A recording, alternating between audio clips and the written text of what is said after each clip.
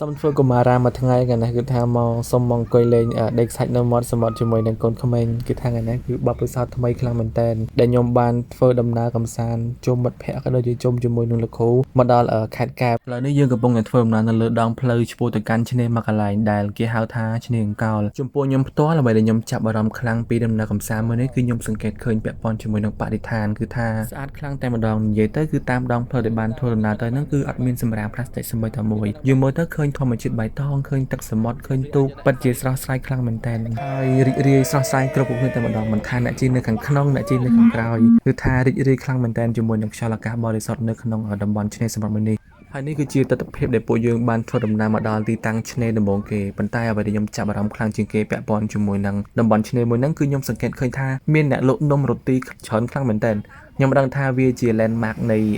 ឆ្នេរសមុទ្រមួយហ្នឹងឬក៏តំបន់ទេសចរមួយហ្នឹងគឺគេនិយមហូបនំរ៉ូទីឯងប៉ុន្តែខ្ញុំឃើញច្រើនខ្លាំងមែនតើចាប់ពីជិះចូលមករហូតដល់ឡើងទីតាំងដែលពួកខ្ញុំចុះហ្នឹងគឺសិតតែអ្នកលក់នំរ៉ូទីតែម្ដងក៏លេចមកអាសកម្មភាពនៅតំបន់ឆ្នេរអង្កោលនេះនៅពេលដែលពួកខ្ញុំមកដល់គឺមានអ្នកខ្លះគាត់លេងដេកសាច់អ្នកខ្លះគាត់លេងទឹកអីចឹងទៅប៉ុន្តែសម្រាប់ខ្ញុំមួយគឺថាម៉ែអែមប្រាប់ដូចហើយកូនឯងមកលេងកប៉ោតមកលេងកាបហ្នឹងគឺហាមលេងទឹកសមុទ្រ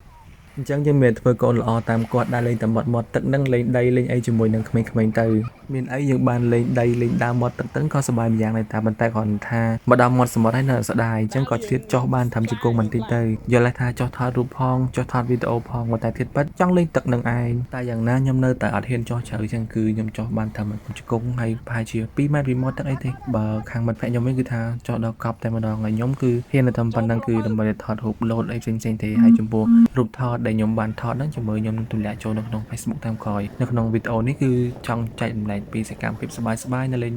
មាត់ទឹកនៅសមុទ្រហ្នឹងឥឡូវបង្វែរអារម្មណ៍មកពីតាមដានសកម្មភាពខ្ញុំមកតាមដានសកម្មភាពរបស់មិត្តភក្តិវិញគឺថាមានជាការថតរូបលេងជុំគ្នាថតត្រេនថតរត់ថតដើរអីនៅតាមមាត់សមុទ្រចឹងទៅមានអ្នកខ្លះរត់អ្នកខ្លះថតហើយអ្វីដែលសំខាន់នោះគឺក៏មានក្មេងលេងដីផងដែរដល់ពេលឃើញចឹងខ្ញុំក៏អស់ចិត្តព្រោះឯងខ្ញុំក្មេងដែរខ្ញុំក៏មកលេងដីជាមួយក្មេងដែរមានអីបណ្ដាញគ្នាពូនដេកសាច់ជាមួយណាគេបានខ្ពស់ជាងពីណាគេខ្ពស់ជាងគឺជាអ្នកឈ្នះបន្ទាប់ពីពូនដេកសាច់អស់ចិត្តហើយគឺថាឥឡូវនេះគឺយើងដល់ពេលដែលត្រូវថតរូបជុំគ្នាម្ដងទៀតហើយកំពុងតែចាត់ចែងគ្នាថាតើទូរស័ព្ទណាគេដែលត្រូវថតច្បាស់ព្រោះអីកាមេរ៉ាគឺផ្លេចយកថ្មមកហើយចំណែកបងនិកខ្ញុំវិញគឺថាខ្ញុំឃើញអាវកីឡាគាត់ស្អាតពេកស័ក្តិសមជាមួយនឹងខោហ្នឹងក៏គាត់ថាពាក់អាវហ្នឹងបើសិនជារត់បានល្អមើលអញ្ចឹងក៏ឲ្យគាត់រត់ឲ្យមើលទៅហើយណាមួយមុនហ្នឹងគឺខ្ញុំបានឃើញគាត់ថតត្រេនរត់អញ្ចឹងហើយខ្ញុំថតអត់ទាន់អញ្ចឹងក៏សុំគាត់រត់ម្ដងទៀតមានអីក៏រត់សង្ហាមកគាត់ដែរហើយនៅបន្ទាប់ពីពួកយើងបានថតរូបជុំគ្នាហើយគឺបន្តមានអ្នកខ្លះក៏មានកន្តានរៀងៗខ្លួនថតរូបភាពម្នាក់ឯងចំណែកលោកគ្រូខ្ញុំគាត់ថតជាមួយនឹងប្រពន្ធគាត់ដែរគឺថាពួកយើងចែកគ្នាស្វីតរៀងៗខ្លួនមកដល់ពេលនេះអ្នកខ្លះក៏ស្វីតអ្នកខ្លះក៏អត់ទៅ